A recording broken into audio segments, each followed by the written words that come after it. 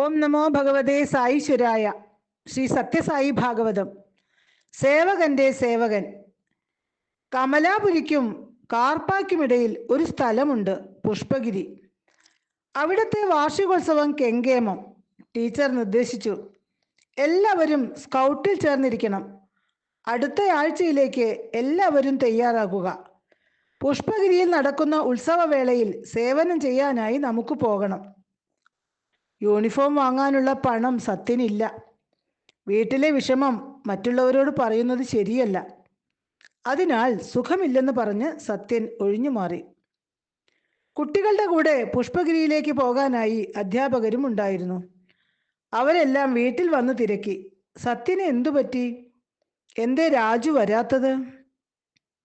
സഹോദരൻ പറഞ്ഞു, അവന് വയറുവേദനയാണ്, വരാൻ കഴിയില്ല. സത്യൻ വേദന അഭിനയിച്ച് കിടന്നു. അപ്പോൾ ജനാബ് മെഹബൂബ് ഖാൻ അകത്തു വന്ന് പരിശോധിച്ചു. സത്യന്റെ വേദന കണ്ട് അദ്ദേഹം പറഞ്ഞു, രാജുവിന് സുഖമില്ല, നമുക്ക് നിർബന്ധിക്കണ്ട. സേവനം ചെയ്യാൻ പോകണമെന്ന് സത്യന് ആഗ്രഹമുണ്ട്, പക്ഷെ പണമില്ലല്ലോ. കൂട്ടുകാരുടെ കൂടെ പോയാൽ അവർ ചെലവെടുക്കും, പക്ഷേ അത് സത്യന് ഇഷ്ടമല്ല. കൂട്ടുകാർ പോയി കഴിഞ്ഞപ്പോൾ സത്യൻ ഒരു വഴി കണ്ടെത്തി. കഴിഞ്ഞ കൊല്ലം പഠിച്ച പുസ്തകങ്ങൾ കയ്യിലുണ്ട്, എല്ലാം പുതിയ പുസ്തകം പോലെ തന്നെ. സമീപം പാവപ്പെട്ട ഒരു ഹരിജൻ കുട്ടിയുണ്ട്. അവനിപ്പോൾ സത്യൻ പഠിച്ചു കഴിഞ്ഞ ക്ലാസ്സിലേക്ക് കയറിയതേ ഉള്ളൂ. പുസ്തകങ്ങളെല്ലാം അവന് പകുതി വിലയ്ക്ക് കൊടുക്കാൻ സത്യൻ ചെന്നു. പക്ഷേ ആ പാവം കുട്ടിയുടെ കയ്യിൽ അത്രയും പണമില്ല. ഒടുവിൽ 5 രൂപയ്ക്ക് പുസ്തകമെല്ലാം കൊടുത്തു. 5 രൂപയായി കിട്ടിയത് മുഴുവനും ചെമ്പ് നാണയങ്ങളായിരുന്നു. അവ അനവധിയുണ്ട്. എങ്ങനെ ഇതെല്ലാം കൊണ്ടുപോകും? ഷർട്ടിന് പോക്കറ്റില്ല. കീറിത്തുടങ്ങിയ ഒരു ഷർട്ടിൽ നിന്നും കുറച്ചു ഭാഗം ചീന്തിയെടുത്തു. അതിൽ നാണയങ്ങൾ കിഴിയായി കെട്ടി. അതോടെ ദുർബലമായ ആ തുണിക്കഷ്ണവും കീറിപ്പോയി. ചെമ്പുതുട്ടുകൾ താഴെ വീണ് ചിതറി. ശബ്ദം കേട്ട് ജ്യേഷ്ഠത്തിയമ്മ പുറത്തു വന്നു. അവർ തിരക്കി, എവിടുന്നാണ് ഇതെല്ലാം? സത്യൻ സത്യം പറഞ്ഞു, പക്ഷേ അവർ വിശ്വസിച്ചില്ല. നീ ഇതെല്ലാം ഇവിടെ നിന്നും മോഷ്ടിച്ചത് തന്നെ. സത്യാവസ്ഥ തെളിയിക്കാൻ കുട്ടി വളരെ കഷ്ടപ്പെട്ടു. പുസ്തകം വാങ്ങിയ ബാലനെ വിളിച്ചു കൊണ്ടുവന്ന് നിരപരാധിത്വം തെളിയിക്കാൻ ശ്രമിച്ചു. അതും വിഫലമായി. അവർ സത്യനെ തല്ലുകയും ചെയ്തു. ഇതിന് ശിക്ഷയായി നിനക്കിനി ഇവിടുന്ന് ഭക്ഷണവുമില്ല. കോപം അടക്കാനാവാതെ അവർ പറഞ്ഞു. സത്യൻ ഒന്നും മിണ്ടാതെ വാർഷികോത്സവം നടക്കുന്ന സ്ഥലത്തേക്ക് യാത്രയായി. 9 മൈൽ ദൂരം കുട്ടി നടന്നു. നല്ല ചൂടുള്ള ദിവസം. വലിയ ദാഹം തോന്നി. കന്നുകാലികളെ കുളിപ്പിക്കുന്ന സ്ഥലത്ത് മാത്രമേ വെള്ളം ലഭിക്കൂ. ചെറിയൊരു ടബിൽ ജലം കണ്ടു, പക്ഷേ മലിനജലമാണ്. ആ ജലം കുറച്ചു കുടിച്ച് ദാഹമകറ്റി. ടബിനടുത്തുണ്ടായിരുന്ന കരിങ്കല്ലിൽ ഒരണയും കുറച്ചു ബീഡിയുമുള്ളത് സത്യന്റെ ദൃഷ്ടിയിൽപ്പെട്ടു. ആരോ മറന്നിട്ട് പോയതാണ്. അവൻ അതെടുത്തു. ചുറ്റിനും നോക്കി. ആരെയും അവിടെ കണ്ടില്ല. സത്യൻ ബീഡികളൊക്കെ ഒടിച്ചു കളഞ്ഞു. ഒരെണ്ണ മാറ്റി 4 കാലണകളാക്കി. ഈ കാലണകൾ കൊണ്ട് എന്ത് കിട്ടാനാണ്? സത്യൻ പന്തയം കളി നടക്കുന്ന സ്ഥലത്ത് ചെന്നു. കളിയിൽ ചേർന്ന് നാണയം വെച്ചു. വിജയം എപ്പോഴും സത്യന്. താമസിയാതെ 12 അണ തികഞ്ഞു.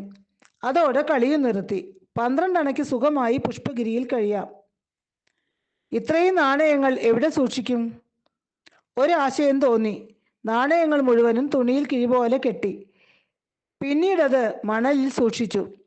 അതിനു മുകളിൽ മണൽ വാരി പൊത്തി തലേണ പോലെയാക്കി.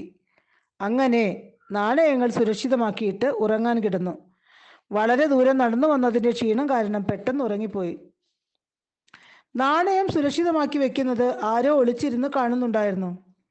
സത്യൻ ഗാഠനിദ്രയിലായതോടെ അയാൾ നാണയവുമായി കടന്നു കളഞ്ഞു. നേരം പുലർന്നു. പണം പോയ വിവരം മനസ്സിലായി. കയ്യിൽ ഒരൊറ്റ പൈസയില്ല. അതിനർത്ഥം ഒന്നും കഴിക്കാനും കഴിയില്ലെന്നത് തന്നെ. സ്കൗട്ട് സംഘത്തിലെ കുട്ടികൾ തങ്ങളെ ഏൽപ്പിച്ചിരിക്കുന്ന ചുമതലകൾ നിറവേറ്റാനായി ഓരോ സ്ഥാനങ്ങളിൽ നിലയുറപ്പിച്ചു. എല്ലാവരും നന്നായി സേവന പ്രവർത്തനങ്ങളിൽ മുഴുകി. അങ്ങനെ 3 ദിവസം ഭക്ഷണമില്ലാതെ സത്യനും സേവനത്തിൽ മുഴുകി. ഈ അവസരത്തിൽ തന്നെ രമേശ് സത്യന്റെ കൈവശം പണമില്ലാത്ത കാര്യം എങ്ങനെയോ അറിഞ്ഞു. സത്യന്റെ സ്വഭാവം അറിയാവുന്നത് കൊണ്ട് മറ്റാരും കാണാതെ രമേശ് അരികിൽ ചെന്നു. അവൻ്റെ കയ്യിൽ ഒരു ദോശയോ മറ്റെന്തെങ്കിലുമോ കാണും. സത്യനായി. അങ്ങനെയാണ് കൂട്ടുകാർ സത്യന് ഭക്ഷണം നൽകിയത്. ചേട്ടൻ്റെ കോപം. ഉത്സവം കഴിഞ്ഞു. വീട്ടിലേക്ക് പോകേണ്ട സമയമായി. ജ്യേഷ്ഠൻ കുടുംബമായിട്ടാണ് താമസിക്കുന്നത്. ഒഴിഞ്ഞ കയ്യുമായി എങ്ങനെ കയറി ചെല്ലും? എന്താണ് പുഷ്പഗിരിയിൽ നിന്നും കൊണ്ടുവന്നിട്ടുള്ളതെന്ന് തീർച്ചയായും അവർ ചോദിക്കും. സത്യൻ രമേശിനോട് ചോദിച്ചു, ഒരെണ്ണ കടമായി തരുമോ? ഞാനിത് മടക്കി തരാം. രമേശ് ഒരെണ്ണ നൽകി. സത്യൻ അതുകൊണ്ട് കുറച്ച് പഴങ്ങളും പൂക്കളും വാങ്ങി വീട്ടിലേക്ക് യാത്രയായി. സത്യൻ വീട്ടിലില്ലാതിരുന്ന 8 ദിവസവും അവിടെ തുള്ളി വെള്ളം ഉണ്ടായിരുന്നില്ല. നദിയിൽ പോയി ആര് ജലം കൊണ്ടുവരും? ആ ദേഷ്യം ജ്യേഷ്ഠത്തിയമ്മ ശരിക്കും സത്യനെതിരായി ഉപയോഗിച്ചു. സത്യൻ വീട്ടിലേക്ക് ചെല്ലുമ്പോൾ ശേഷമ്മ രാജു ഉമ്മറത്തിരിക്കുന്നു. കയ്യിൽ ഒരു റൂളറുമുണ്ട്. ബുക്കിൽ വരയിടാൻ ഉപയോഗിക്കുന്ന റൂളർ. ശേഷമ്മ രാജു ഭാര്യ പറഞ്ഞത് കേട്ട് കോപിച്ചിരിക്കുകയാണ്. അദ്ദേഹം റൂളർ എടുത്ത് സത്യന്റെ വിരലുകളിൽ അടിച്ചു. അടിയുടെ ശക്തിയിൽ റൂളർ പൊട്ടിച്ചിതറി. അതേക്കുറിച്ച് പിൽക്കാലത്ത് ഭഗവാൻ ബാബ ഇങ്ങനെ അരുളി. ശേഷമ്മ രാജുവിൻ്റെ പുത്രൻ മരിച്ച വിവരം അച്ഛൻ പെദ്ദ വെങ്കപ്പരാജു അറിയുന്നത് ബുക്കപട്ടണത്തിൽ വെച്ചാണ്. അദ്ദേഹം ഉടനെ കമലാപുരിയിലെത്തി. എൻ്റെ കയ്യിലെ നീർവീക്കവും തുണി ചുറ്റിയിരിക്കുന്നതും കണ്ട് അദ്ദേഹം കാര്യം തിരക്കി. ഞാൻ പറഞ്ഞു, കയ്യിൽ ചെറിയൊരു കുരു വന്നതാണ്. ഇപ്പോൾ നീരായി. വേറെ കുഴപ്പമൊന്നുമില്ല. മരണവീടായതുകൊണ്ട് കൂടുതൽ വിവരങ്ങൾ അദ്ദേഹത്തോട് ആരും പറഞ്ഞുമില്ല. കുറച്ചു കഴിഞ്ഞപ്പോൾ അയൽക്കാരുമായി പെദ്ദ വെങ്കപ്പരാജു സംസാരിക്കുകയുണ്ടായി. അവർ പറഞ്ഞു, എന്തിനാണ് നിങ്ങളുടെ കുഞ്ഞിനെ ഇവിടെ നിർത്തിയിരിക്കുന്നത്? എന്തൊക്കെ ക്ലേശങ്ങൾ ആ കുട്ടി രാപകൽ അനുഭവിക്കുന്നു? ഇതെല്ലാം കേട്ടതോടെ അദ്ദേഹത്തിന് വല്ലാതായി. സത്യാവസ്ഥ എന്നിൽ നിന്നും അറിയാൻ അദ്ദേഹം ഒരു തന്ത്രം പ്രയോഗിച്ചു. രാത്രി 8 മണിയായപ്പോൾ ഈ ശരീരത്തിൻ്റെ പിതാവ് പറഞ്ഞു, എനിക്കൊന്ന് വെളിക്ക് പോകണം. അത് കേട്ടപ്പോൾ ശേഷമ്മരാജ് പറഞ്ഞു, പുറത്ത് നല്ല ഇരുട്ടാണ്. അച്ഛന് പ്രായമായതല്ലേ, നീ വിളക്കുമായി കൂടെ ചെല്ലിൻ. അതുതന്നെയായിരുന്നു പെദ്ദ വെങ്കപ്പരാജു ആഗ്രഹിച്ചിരുന്നതും. അങ്ങനെ ഞങ്ങൾ ഇരുവരും പുറത്തിറങ്ങി നടന്നു. എനിക്ക് അദ്ദേഹത്തിൻ്റെ ഉദ്ദേശ്യം അറിയാമായിരുന്നു. ഗ്രാമത്തിന് പുറത്തെത്തിയപ്പോൾ ഞാൻ നിന്നു. സത്യ, ഞാൻ ഇങ്ങോട്ട് വന്നത് മറ്റൊന്നിനുമല്ല, നിന്നോട് കുറച്ചു കാര്യങ്ങൾ ചോദിക്കാനാണ്. അതിനായി വിജനമായ സ്ഥലം തേടിയെന്നു മാത്രം. നിന്റെ കൈ കാണിക്കൂ. എന്താണ് പറ്റിയത്? എല്ലാം എനിക്കറിയണം. നിനക്ക് എന്നും ഇവിടെ ദുരിതമാണെന്ന് ഞാൻ അറിഞ്ഞു. നീ എന്നും തല്ലുകൊള്ളുന്നില്ലേ? എന്തിനാണ് മക്കളെ ഇങ്ങനെ ദുരിതം അനുഭവിക്കുന്നത്? എൻ്റെ കൂടെ വീട്ടിലേക്ക് വന്നോളൂ. ക്ലേശങ്ങളും പീഡനവും സഹിച്ച് ഇനി ഇവിടെ കഴിയണ്ട. നിന്നെ ഞാൻ നുള്ളി നോവിച്ചിട്ട് പോലും ഇല്ലല്ലോ. സമ്മിശ്ര വികാരങ്ങളോടെ പെദ്ദ വെങ്കപ്പരാജു പറഞ്ഞു. പിതാവിനെ ആശ്വസിപ്പിച്ചുകൊണ്ട് ഞാൻ പറഞ്ഞു, അരുത്, ഈ അവസ്ഥയിൽ ഞാൻ വന്നുകൂടാ. അവരുടെ മൂത്ത മകൻ മരിച്ചിരിക്കുന്ന സമയം. മാത്രമല്ല, ഞാൻ ഇപ്പോൾ ഇവിടെ നിന്ന് വന്നാൽ ജനങ്ങൾ അതുമിതും പറയും.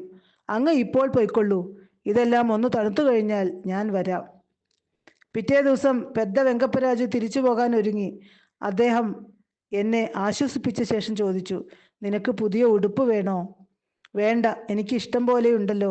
ഇപ്പോൾ ഒന്നും ആവശ്യമില്ല. ആ മറുപടി അദ്ദേഹത്തെ സന്തുഷ്ടനാക്കി. പക്ഷേ വീട്ടിലേക്ക് പോകുന്നതിന് മുമ്പ് തുണിക്കടക്കാരൻ കോടി സുബ്ബണ്ണയുടെ സമീപം ചെന്ന് അദ്ദേഹം പറഞ്ഞു, എൻ്റെ മകൻ വന്ന് ഏത് പുതിയ വസ്ത്രങ്ങൾ ചോദിച്ചാലും നൽകുക. ഞാൻ അതിൻ്റെ വില തന്നുകൊള്ളാം. ഓം തത്സത്ത്.